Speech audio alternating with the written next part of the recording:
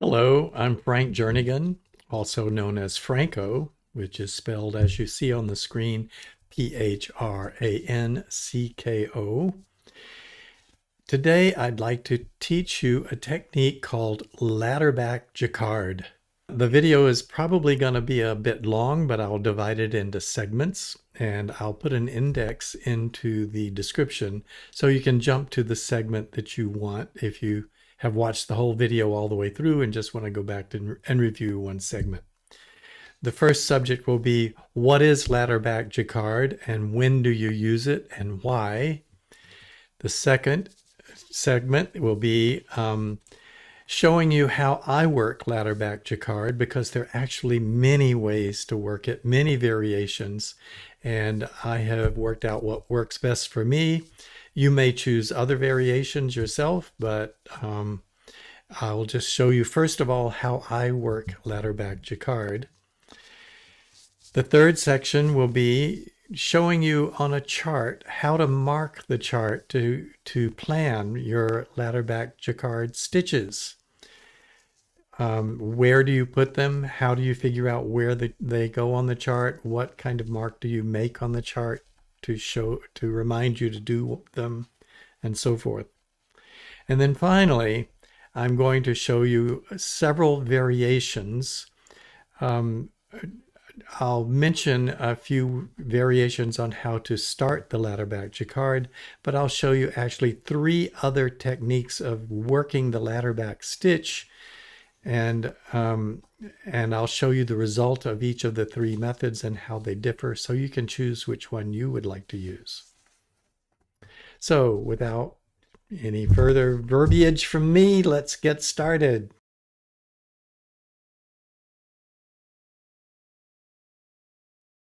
Ladderback Jacquard is a method of working long floats on the back of your colorwork projects.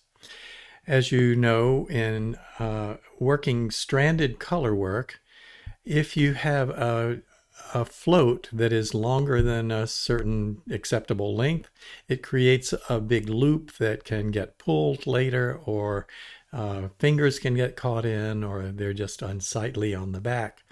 And so you usually have to try to find some way to trap those long floats so that they don't have those problems.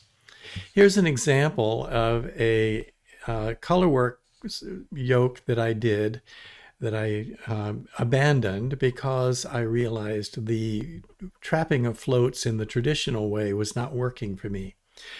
As you can see, there's a design in yellow, but there's also these stitches here that just peek through. I could probably pull them and make them not peek through so badly. However, if the fabric gets stretched even slightly, more yellow shows through, and those are all because I have trapped long floats on the back of the sweater. And so here is what the back of the sweater looks like when you use traditional color work. And as you see, none of the floats are very long because I've trapped them in these stitches here when they're not showing on the front. That's why you need an alternate method of working long floats. There is a technique called Ladderback Jacquard, which I'm now going to show you. Here's a hat that I created using a very similar motif to the sweater I just showed you. And here is what it looks like on the reverse side. And as you see, it really looks quite different. Instead of having locked floats that mix the 2 colors together, the colors are distinctly separate, and you've got these lines of stitches. These are ladders of stitches, and they're on the back of the fabric, which is why it's called ladderback. And it's jacquard because jacquard is a type of weaving which has a double layer.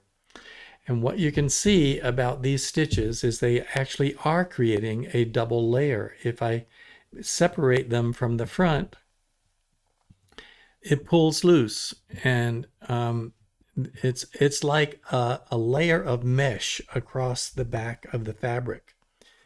These floats are trapped in a way that they don't catch your fingers any worse than like a normal long float would do. If you didn't have any trapping mechanism, that float would be this long, which is almost 2 inches. And so that's why you would use them and what it is. Let me show you also on the front. The floats do not show at all. Even if I stretch the fabric, you don't see any. And also the fabric is just as flexible in every direction. And the floats on the back, the Ladderback Jacquard floats, don't affect the texture of the fabric the way locking floats in your stitches often does. So that's what Ladderback Jacquard is and when to use it.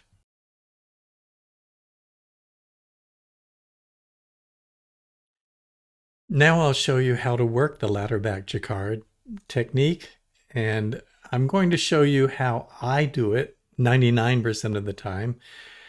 And then at the end of the video, I will, as I said, I will show you some variations and you can choose the one that you want to use. The Ladderback is always worked in 3 steps. You have one method to start the ladder, a second method to work the Ladderback stitches to create the ladder, and then a third technique to end the ladder. You can use the Ladderback anytime you need to trap a long float, meaning even if there's just one long float, you could start the float on that line and that will trap it, and then you could end it on the next line. When I do it, I'm tending to do charts that have large blocks of color that almost look like intarsia, which are very difficult to do well in the traditional method of color work because the colors bleed through, show through, as I showed you. So let me show you how I work the Ladderback stitch and get it started. I have a sample that I've started here. I've been knitting in the beige color, and now I'm going to start a block of orange color. I've decided that because the yarn is pretty thick, I'm only going to strand 3 stitches most of the time. Maybe occasionally I would do 4.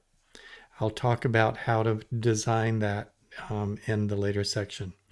So now I have knitted 3 stitches. I want to knit 3 more stitches in orange, but that's going to be longer than I want my long float to be of this brown.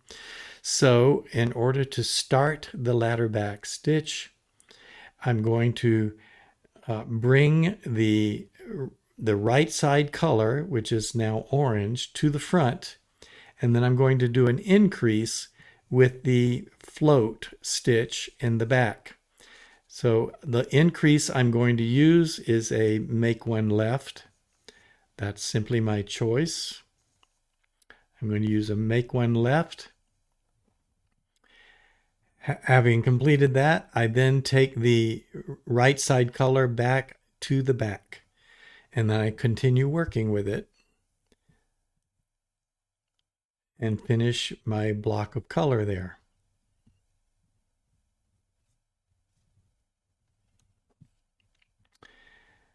As you see on my needles, it looks like I've got one alternate color in the middle of what I want to be a solid orange block. However, that stitch will be held on the back of the yarn, creating that mesh on the back. Now I'm going to switch back to the brown color. So the brown color becomes my right side color, and I'm going to do 3 stitches of it. And then I'm going to work begin a ladderback stitch with my orange color. To do that, you always bring the right side color to the front, and you do an increase with the wrong side color, which in this case is the orange color. I'm doing a make one increase, a make one left, work with the orange, if I can get it through there.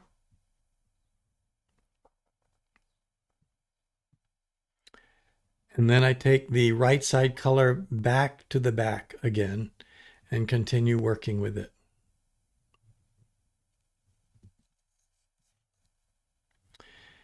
I'll do one more showing you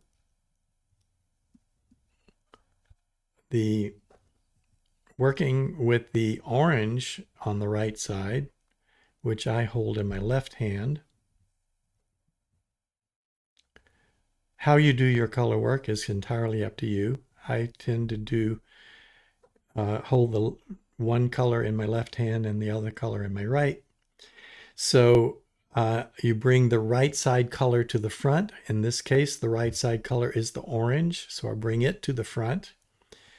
I work an increase with the wrong side color.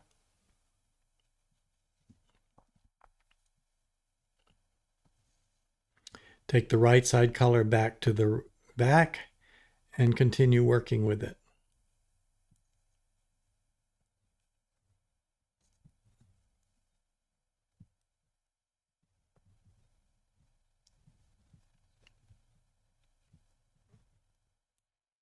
So that's how you begin the ladder. I'll knit around to the other side and show you how to work the ladder stitch once it's begun. I've already started them on the other side of this swatch.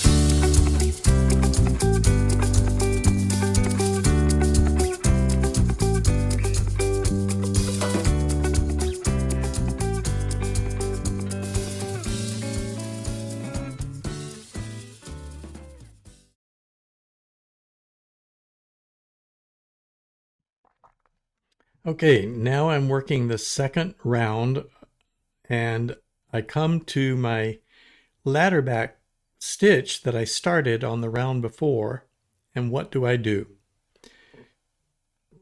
Just like before, I bring the right side color to the front and then I work that stitch. I knit the stitch. This is one possibility. I'll show you others at the end of the video. But I knit that stitch, move the right side yarn back to the back, and continue working with it. It's that simple. I'll show you in using the other color. Knit 3 stitches, changed colors, knit 3 stitches. Bring the right side yarn to the front. This time it's the brown I bring to the front, and I knit with the back side, the wrong side color, and take it back to the back. That is, I take the right side color back to the back and continue working with it. And once more. I am simply changing colors so I don't bring anything to the front. I just start working with the other color. Now the right side color is the orange color, and I've come to my ladderback stitch. I bring it to the front, bring the right side color to the front, knit the wrong side color, take the right side color back to the back, and continue working with it.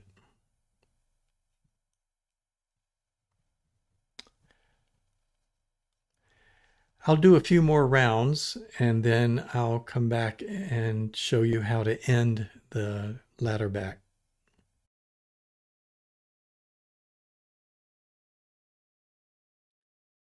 Now I'll show you how to end the ladder back.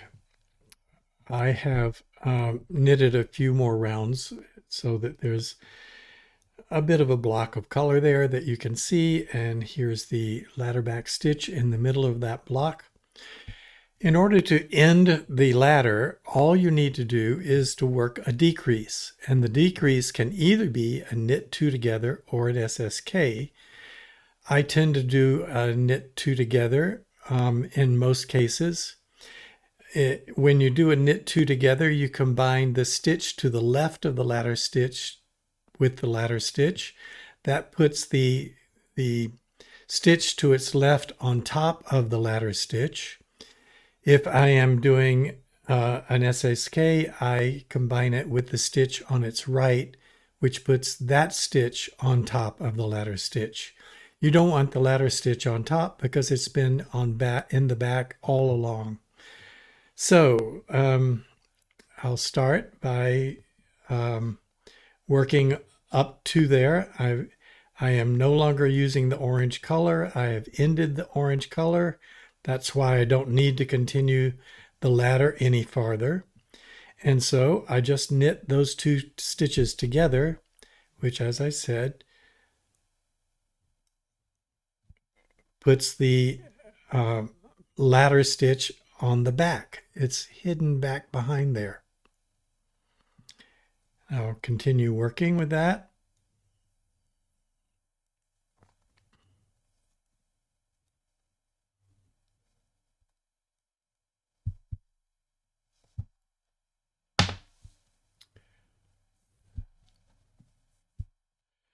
In most cases, it doesn't matter whether you use SSK or knit two together. I simply use knit two together because it's easier to work and quicker.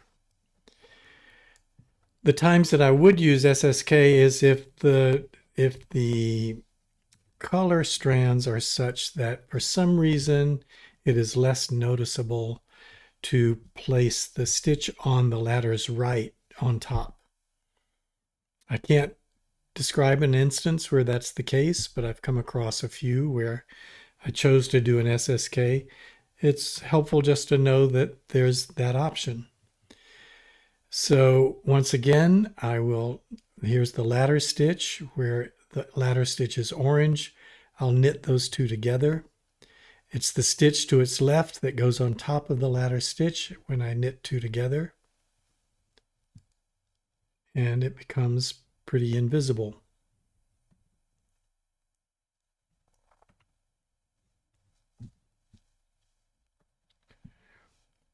And just to show you that it can be done, I'll use an SSK on this one. And in that case, I do the decrease using the right side stitch on the right of the ladder stitch. So I just do an SSK as usual.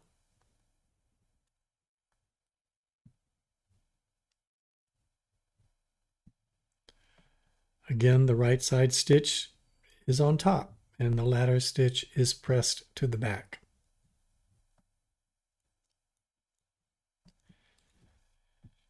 It's very simple. That's how you end the ladder stitch. And I'll show you the results when I bind off this swatch.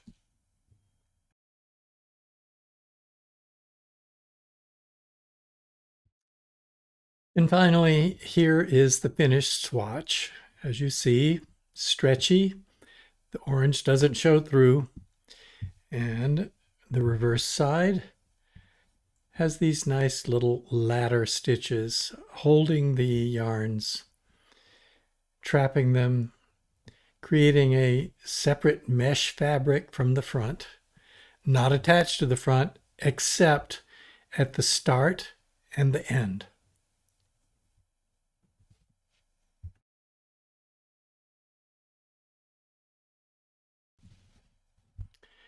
Watching me work the ladderback stitches might have made it look more complicated than it is. So let me just state very simply here what you do. In all cases, when you are starting the ladderback or working the ladderback stitch, you bring the right side yarn to the front. You then work the stitch, whether it's the increase to start or a knit stitch to continue the ladder.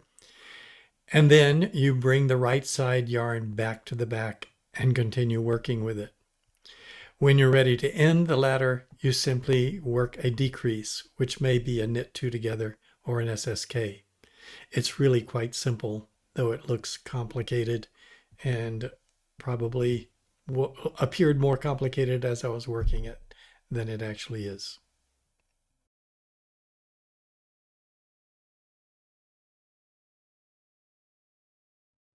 Now let's talk about how to plan where you're going to do the Ladderback Jacquard ladders and how do you chart them.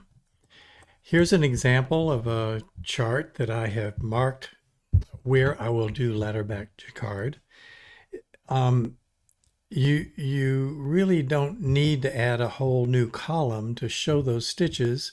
You just need to indicate where they occur, between which two stitches at any point. The convention that I use is I just do a vertical line between the two stitches where I want the ladders to be. The first round that has a line in it is where I am going to do my start stitch for the Ladderback Jacquard. And then I'm going to do a ladder on every single round after that that has a line. And the first round that doesn't have a line, I'm going to knit the two together and end the ladder. You might choose to extend the line one line longer, or you might shorten the one at the beginning. You can generate your own convention for how you're going to mark it. But that's what I'm doing.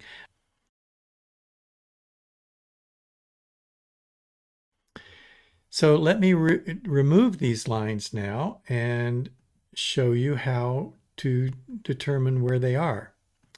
By the way, I'm doing this in stitchfiddle.com, which is a tool that I use a lot and I highly recommend anybody who's interested in charting.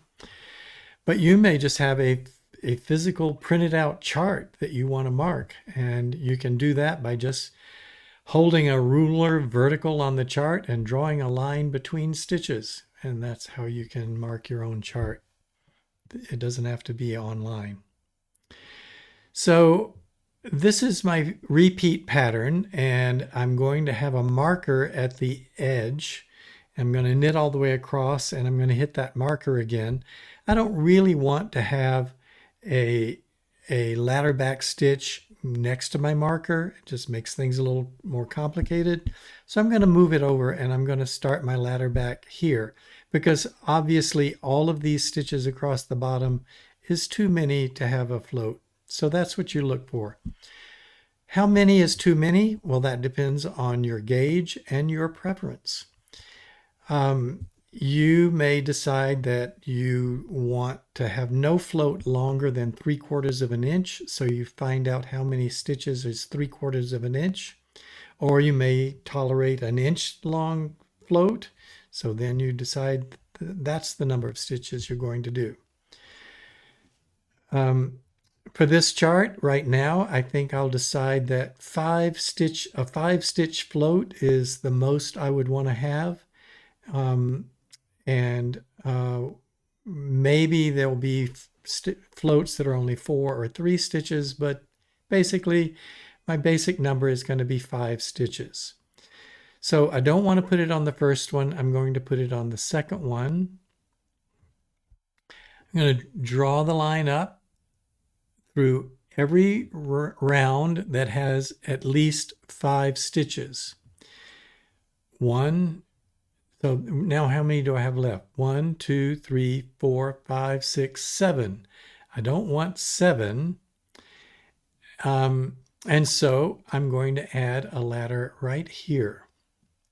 That's going to be a short ladder, except, yeah, it's going to be a short ladder. Then on the other side, maybe I want them to be symmetrical, so I'm going to add another one there. 1, 2, 3, 4, 5. I'm going to add my next one here and go up to there. 1, 2, 3, 4, 5, 6. Oh my.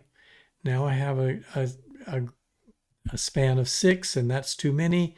So I'm going to put one in between at 3. Okay, so that takes care of the background stitches in the lower part of this chart. Now let's look at the big round ball there. I don't need I don't need to trap anything on these 2 stitches here. It's not long enough. But here's 6 stitches. So I think I will start trapping there and just go straight up through the center of the ball. Now, at the widest part, I've got 1, 2, 3, 4, 5, 6, 7 stitches. I think I will divide that into 4 stitches and 3 stitches. So let's start down here where there are 5 stitches. Well, 5 isn't too bad, so I'm going to go up to here where there are 6 stitches between here and here. I'm going to start there, and I'm going to end there. On this side, I'm going to do exactly the same thing. 1, 2, 3, 4 stitches here, up to here. And now I don't have any strands that are longer than 3 or 4 stitches, except for this that's 5. Well, that's fine. This is basically all I need to do for the bottom of the chart. I might want to look up here and see where do I get too many stitches across. There's 5 there. There's 5 there. Oh, look, there's 7 here. So let's begin a ladder here. And we'll just go up there. Oops. Go up there. And the bottom part of this chart is basically done. Now, of course, I'd scroll down and do the rest of the chart, but you get the idea. That's all it takes to mark a chart and prepare yourself for knowing exactly where you want to do your Ladderback Jacquard stitches. In practice, I actually do one more step, which is refinement. I go back and I look at what I've done and I decide, is this really the way I want to do it? Is it possible to have fewer ladders or something else that's more pleasing to me? I don't know. And I look at this chart and I think, I don't know if I want these little tiny starting things here. I don't know if I need that. What would happen if I counted 5 stitches from here? 1, 2, 3, 4, 5. And if I put the ladder here instead, I'm going to remove that one. I'm going to remove this one. And I'm going to count 1, 2, 3, 4, 5 here. Oh, that's good. And I'm going to do the same thing on this other side. 1, 2, get rid of that. 3, 4, 5. And put that up to here. 1, 2, 3, 4, 5, and I have reduced the number of ladders that I'm going to work by simply making them more symmetrical and using the maximum of 5 stitches that I felt would be okay. Clearly up here, I'm going to need the 5 stitches set again, at least here until there are only 5 stitches across. Now, I think that's a better way to distribute the letters, and so I probably would go with that, though knowing me, I'd probably stare at it some more and make a few more changes, but it's easy to just keep moving them around until you've got exactly what you want, and then you start knitting.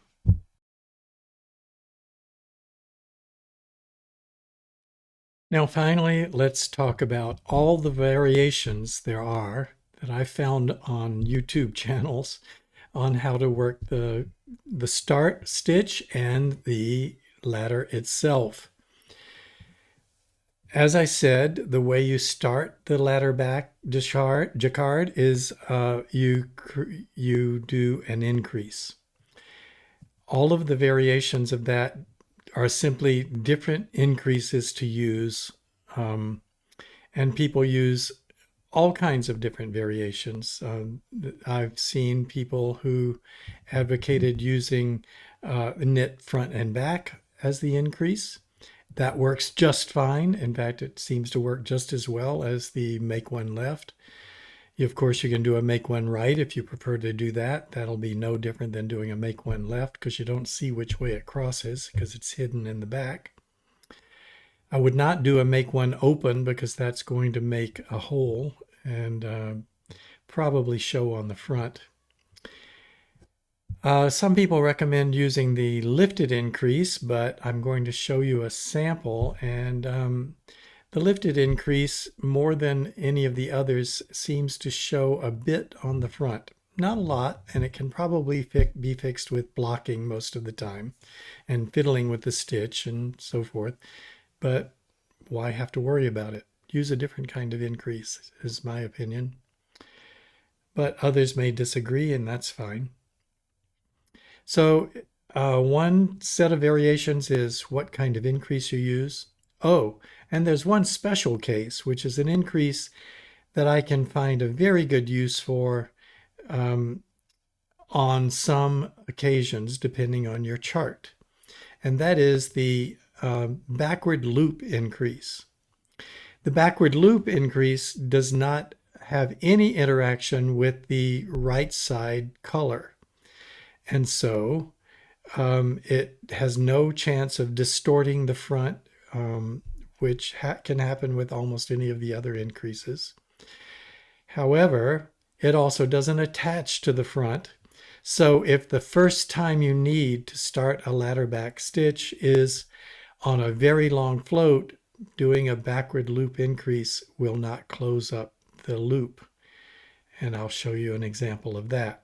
However, if you can start the increase, if you can start the ladders, one stitch earlier when you don't really need to, when the right side color is your alternate color, but it's only 2, 3, or 4 stitches wide, you might want to start a ladderback in the middle of those stitches using the backward loop, because the trapping is not necessary, but getting the ladder started is a good idea.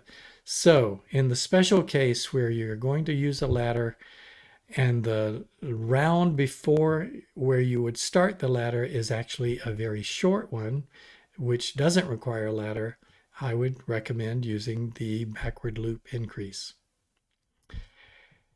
Now, for working the ladders, the alternatives are, as you saw, I just simply bring one yarn to the front and knit the ladder stitch with the wrong side color.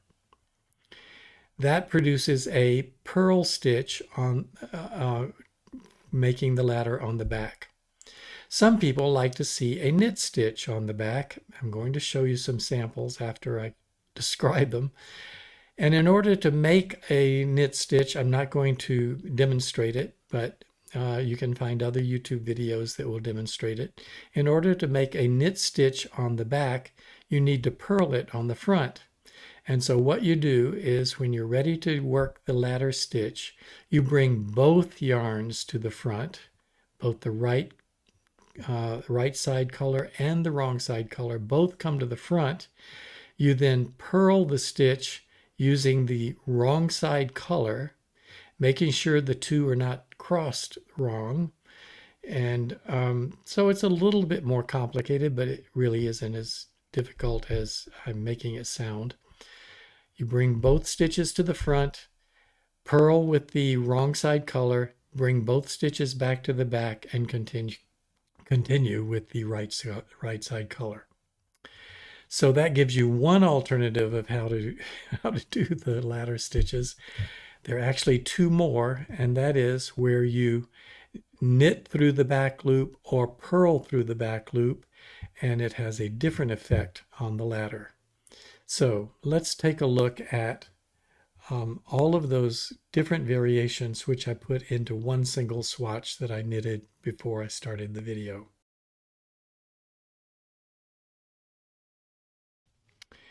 Here's the swatch where I created a lot of different did ladder work using a lot of variations.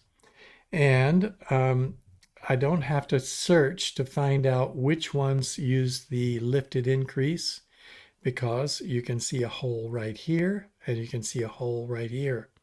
Those two used a lifted increase to create the ladders on the other side. The others used different increases, and you don't see any holes where they were created, I don't think. Nope, they're all just fine. And I used a variety of increases, including a backward loop increase and a make one front and, knit front and back increase, and a make one left increase, and I don't know what else. So that's how I started these. And then I did all four variations of knitting the ladder through the back loop, purling the ladder, and purling the ladder through the back loop. So let's look at what those look like on the other side. These two stitches are what you've already seen me do. Those were knitted on the front, so they look like purl stitches on the back. And notice they are not tight purl stitches. In fact, over time, these stitches can spread out and become quite far apart. These loops can get quite wide. And in my opinion, that's not a bad thing. It just keeps getting flatter and flatter. The reason I like doing this style is because the back is very flat, and as the stitches spread farther apart, they just get flatter. So that's why I chose that for my work. Let's see here. Let me find them. Oh, here are the examples of purling the stitch instead of knitting it. And notice they are all knit stitches on the wrong side because you purled them on the other side. That makes them knit stitches. They also are prone to separating, spreading apart over time. They can get wider and wider. That's not a bad thing. It still holds the stitches. Everything's good.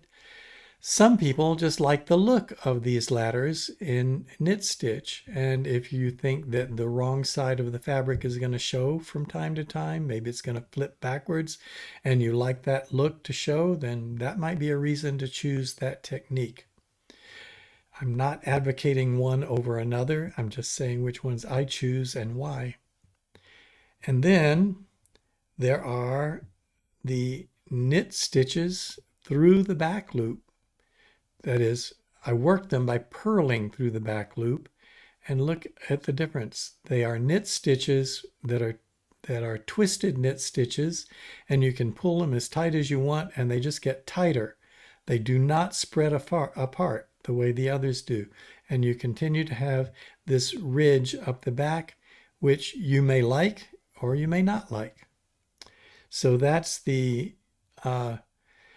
stitch that you get when you purl through the back loop when creating them on this side. And then finally, when you knit through the back loop, they look like this. Those are purled stitches. They are each one twisted, and they don't spread apart, and they hold just like that. You can pull them tighter and tighter, and they just get tighter. Whereas some of these others, you pull tight and they get farther apart.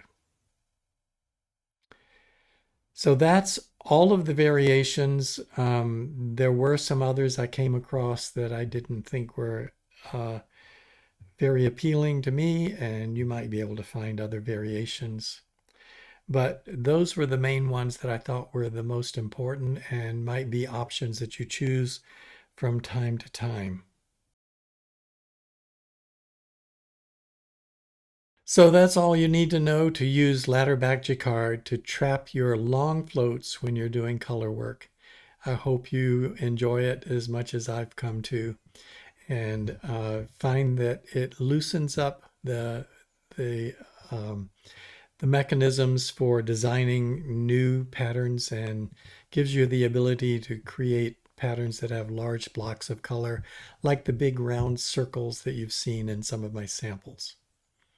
Enjoy!